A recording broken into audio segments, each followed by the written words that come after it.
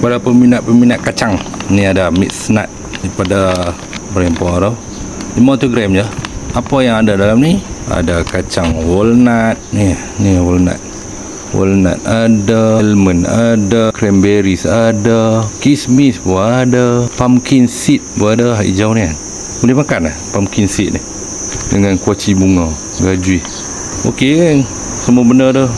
Anak manis makan kismis dengan cranberries, anak tawak-tawak ni makan almond. Harga bawah RM16 kan, dapat macam ni 500 gram. Banyak Apa boleh habis. Kalau aku ni seminggu habis kot. Tak dan seminggu aku rasa. Mari mau beli, aku isi 2 kali dah. Ni yang kedua dalam ni. Tengah-tengah tengok movie ke, tengok TV kan. Ni rancak lah. Daripada kita makan ni benda jajanan, ambil makanan ni, kita jadikan benda ni sebagai jajahan. Mungkin dia taklah pure real food, tapi kurang-kurang dia taklah high apa orang panggil, high sugar punya barang kan. Mungkin ni kan, kacang-kacang ni kan banyak dia punya khasiat dia. Walnut untuk kepala otak kita lagi function, badam untuk apa dah, antioksida apa aku baca tadi. Ya good, no?